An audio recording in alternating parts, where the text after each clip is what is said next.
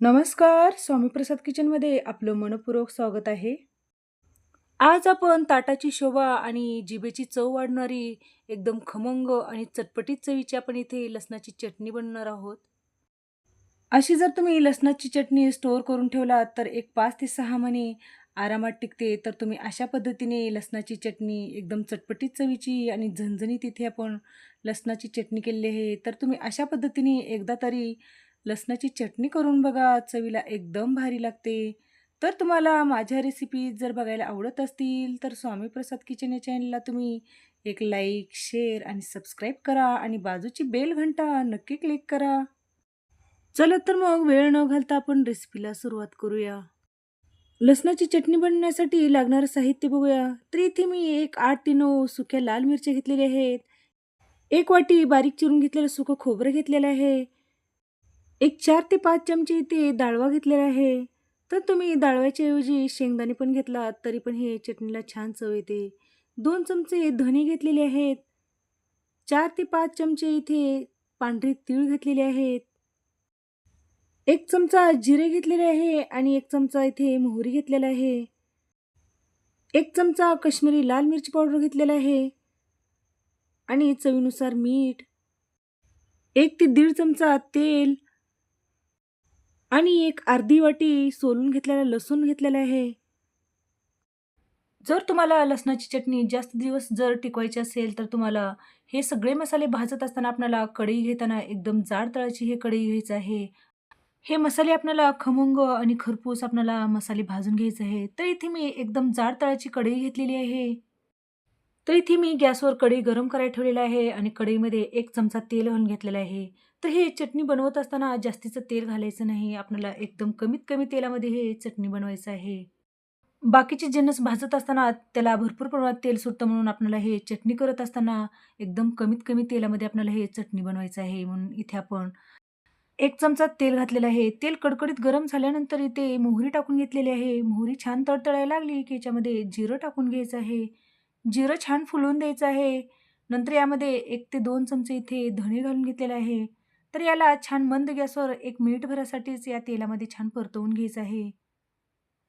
तर इथे छान हे आपण घातलेले जिन्नस छान परतले गेलेले आहेत. तर यामध्ये आपल्याला सुक्या लाल मिरच्या घालून घ्यायच्या आहेत.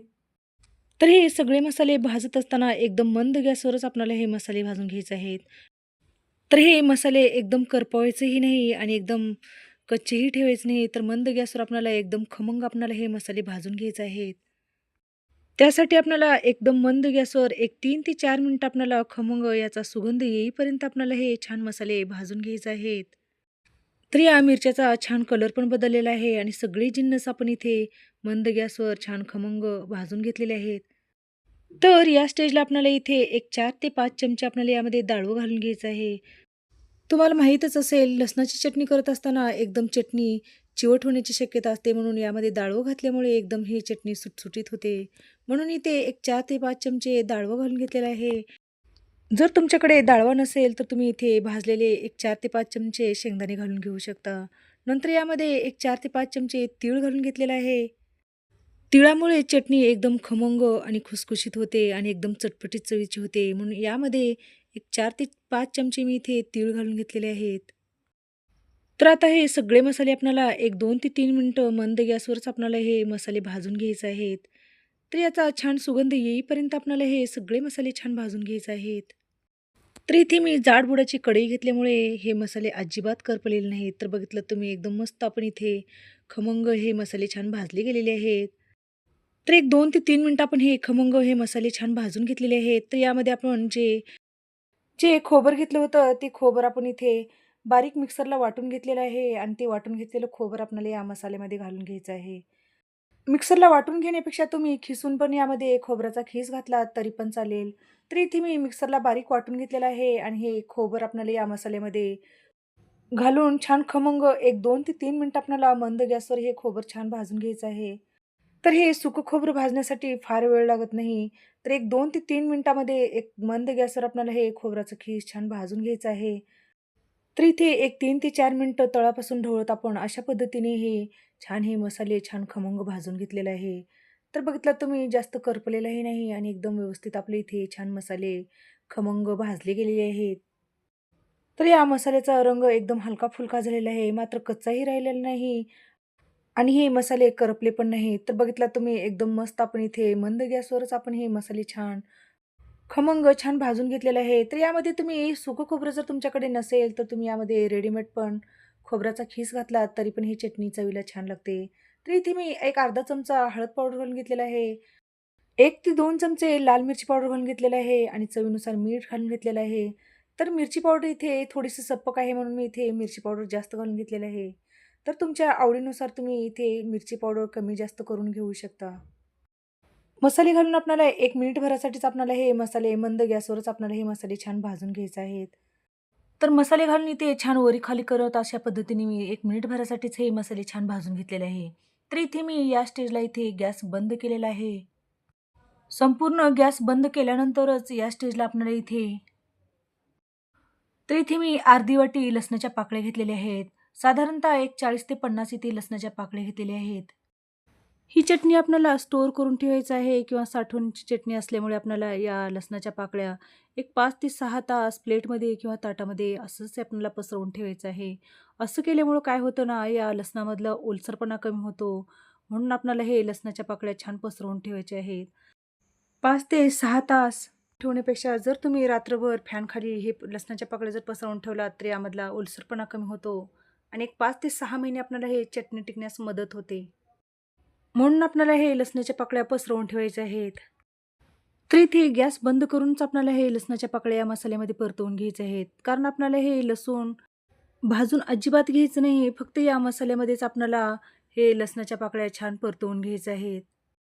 तर तुम्ही या चटणीमध्ये तुम्ही सालासकट जर लसूण वापरलात, तर वर्षभर हे चटणी टिकण्यास मदत होते. कारण त्या लसणामध्ये किंवा त्या लसणाच्या सालीमध्ये भरपूर प्रमाणात त्यामध्ये गुणधर्म असतो म्हणून चटणी टिकण्यास मदत होते. म्हणून काही मसाल्यामध्ये सालासकटच हे लसणाच्या पाकळ्या घालतात आणि छान ते मसाले कुटले जातात. म्हणून ते अजिबात मसाले खराब होत नाहीत. तर हे लसणीच्या पाकळ्या छान या मसाल्यामध्ये परतले गेलेले आहेत. तर हे मसाले आपण एका प्लेटमध्ये काढून घेऊया आणि छान अशा पद्धतीने आपल्याला हे पसरवून घ्यायचं आहेत आणि फॅनखाली एक अर्धा तासासाठी आपल्याला हे थंड करण्यासाठी ठेवून द्यायचं आहे. तर हे थंड झाल्यानंतर आपल्याला मिक्सरच्या भांड्यामध्ये काढून घ्यायचं आहे. जर आपली चटणी जर एक 5-6 महिने टिकवून ठेवायचं असेल, तर जे आपण मिक्सरचं भांडं घेतो ना आपण चटणी वाटण्यासाठी, ते मिक्सरचं भांडं आपल्याला कोरडं आणि स्वच्छ घ्यायचं आहे. म्हणजे आपली चटणी अजिबात खराब होत नाही. म्हणून आपल्याला वाटत असताना मिक्सरचं भांडं आपल्याला कोरडं किंवा स्वच्छच घ्यायचं आहे. तर हे सगळं आपण मिक्सरच्या भांड्यामध्ये काढून घेऊया आणि हे मिक्सरला झाकण लावून आपल्याला हे चटणी चालू-बंद, चालू-बंद करत आपल्याला मिक्सर आपल्याला हे चटणी जाडसर वाटून घ्यायचं आहे. तर इथे आपली मस्त चटणी वाटली गेलेली आहे. तर बघितलात तुम्ही कलर किती सुंदर आलेला आहे या चटणीला आणि एकदम चटपटीत चवीची आपली इथे चटणी बनवून तयार झालेली आहे.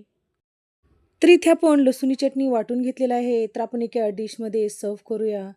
तर बघितलात तुम्ही या चटणीला कलर किती सुंदर आलेला आहे आणि अजिबात हे चिकट झालेलं नाही किंवा चिवट झालेलं नाही. तर एकदम मस्त झणझणीत आणि चटपटीत आपली लसणाची चटणी बनवून तयार झालेली आहे. तर ही लसणाची चटणी नुसत्या सुगंधानेच खावीशी वाटणारी एकदम चटपटीत चवीची आपली लसणाची चटणी बनवून तयार झालेली आहे. तर हे संपूर्ण चटणी तयार झाल्यानंतर आपण एका हवाबंद डब्यामध्ये हे चटणी घालून ठेवायचं आहे आणि आपल्याला फ्रीजमध्ये ठेवून द्यायचं आहे. फ्रीजमध्ये ठेवल्यानंतर एक 6 महिने टिकते आणि तर हे लसणाची चटणी तुम्ही फ्रीजच्या बाहेर ठेवलात ना, तर एक 2 ते 3 महिने आरामात टिकते. तर तुम्ही अशा पद्धतीने एकदा तरी लसणाची चटणी करून बघा. चवीला एकदम भारी लागते आणि कमीत कमी तेलामध्ये बनवून तयार होते. तर तुम्हाला आजची रेसिपी कशी वाटली नक्की एक कमेंट करा. तर अशाच नवीन-नवीन रेसिपीसाठी तुम्ही माझ्या चॅनलवरती जर नवीन असाल, तर स्वामी प्रसाद किचन या चॅनलला तुम्ही एक लाईक, शेअर आणि सबस्क्राईब करा आणि बाजूची बेल घंटा नक्की क्लिक करा. धन्यवाद.